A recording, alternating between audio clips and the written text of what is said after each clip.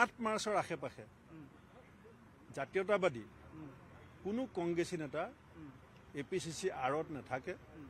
APCC R ত্যাগ কৰিব তেওঁলোকে 8 মাৰ্চৰ আশে পাশে। মই আপোনাক আজি কৈছোঁ আনি পেলাই দিছিলে, কিন্তু এই যোৱা 32 ঘণ্টাত কংগ্ৰেছ BJP দলে মোক যিটো সন্মান দিছে, স্বয়ং মুখ্যমন্ত্ৰী যিজন নেকি উত্তৰ পূৰ্বাঞ্চলৰ এজন শক্তিশালী নেতা বুলি আমি ক'ব লাগিব, তেওঁ মোক ঘৰত গৈ পেলাই দললৈ নিমন্ত্ৰণ কৰিছে আৰু মই বিচৰা নাই এপইণ্টমেণ্ট গৃহমন্ত্ৰী, মোক মাতি আনিছে, মোৰ মনৰ ভাৱ তেখেতৰ আগত ব্যক্ত কৰাৰ সুযোগ দিছে আৰু যিধৰণে মোক তেখেতসকলে এতিয়ালৈকে মই যিখিনি পাইছোঁ মই নিশ্চয় অনুভৱ কৰিছোঁ যে মই শুদ্ধ সময়ত শুদ্ধ সিদ্ধান্ত গ্ৰহণ কৰিছোঁ। ইতিমধ্যে দলত খহনীয়া আৰম্ভ হৈছে, আপুনি গৃহমন্ত্ৰীক সাক্ষাৎ কৰিলে, আৰু কোনোবা ডাঙৰ নেতা অহা তেনেকুৱা কিবা হেৰি আছে নেকি? খহনীয়া হোৱা নাই। এতিয়া গৌৰৱ গগৈ পাৰ্কো পানী দি আছে, মানে এতিয়া কংগ্ৰেছী যোনে যায় তেওঁ হাক কৰে।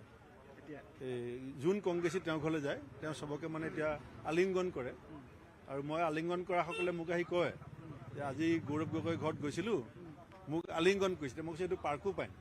এই যে গৰাখহনীয়া আগে আগে যে ৱাটাৰ ৰিচোৰ্চ ডিপাৰ্টমেণ্টে যে পাৰ্কো পাইন দিয়ে খহনীয়া প্ৰতিৰোধ কৰিবৰ কাৰণে, সেইকাৰণে পাৰ্কো পাইন দি আছে। এতিয়া 8 মাৰ্চৰ আশে পাশে জাতীয়তাবাদী কোনো কংগ্ৰেছী নেতা APCC আৰত নাথাকে।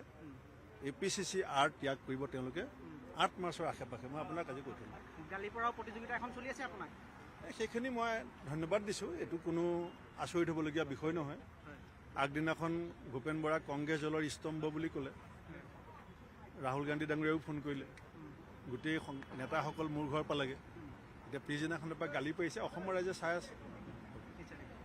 গতিকে আৰু দুটামান স্তম্ভ তেওঁ যোগ কৰিবৰ কাৰণে চেষ্টা কৰিলে মই ভাবোঁ যে তেওঁৰ কাৰণে ভাল। আৰু এতিয়া মই শুনি আছোঁ যে গৌৰৱ গগৈ ওচৰলৈ যোনে যায় সকলোকে খুব হাক কৰে। মোক কংগ্ৰেছীসকলে ফোন কৰিছে যে আগতে আমি মানে বহুত দূৰত থাকিব লাগে, এতিয়া গৌৰৱ গগৈক লগ পালে আমাক সাৱটি ধৰে। এতিয়া মই তেওঁলোকক কৈছোঁ যে খহনীয়া হোৱাৰ আগত ৱাটাৰ ৰিচোৰ্চ ডিপাৰ্টমেণ্টে পাৰ্কো পাইন দিয়ে।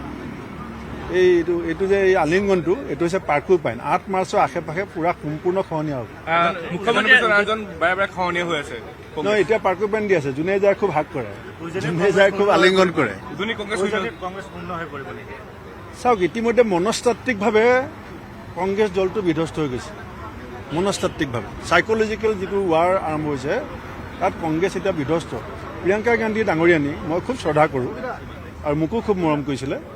প্ৰিয়ংকা গান্ধী ডাঙৰীয়ানীক আপোনালোকে মোক কওক, ভাৰতবৰ্ষত যেতিয়াই দেখিছে সদায় হাঁহি থকা ফটোখন দেখে। অসমত 48 ঘণ্টা থাকিলে প্ৰিয়ংকা গান্ধী ডাঙৰীয়ানী, আপোনালোকে সকলো সংবাদ মাধ্যমক কৈছে এখন হাঁহি থকা ফটো দেখাই দিয়কচোন। তেওঁৰ মুখত কোনদিনা ভাৰতবাসীয়ে হাঁহি দেখা নাছিলে, আৰু যেতিয়াই গুৱাহাটীত আহি পেলাই তেওঁৰ হাঁহিটো হেৰাই গ'ল। সেই যে হাঁহি হেৰাই গ'ল সেইটোৱে বুজি লওক যে মনস্তাত্ত্বিক যুঁজখনত কংগ্ৰেছ দল ক'লে গুচি গৈছে। মুখ্যমন্ত্ৰীয়ে কৈছিলে দুজন ব্যক্তি আকৌ বিজেপিত আহিব, মুখ্যমন্ত্ৰীয়ে নাম পৰ্যন্ত কৈছিলে। আপোনাৰ তেনেকুৱা ধৰণৰ কিবা সূত্ৰ পাইছে নেকি? কেতিয়া আহিব কেনেকুৱা?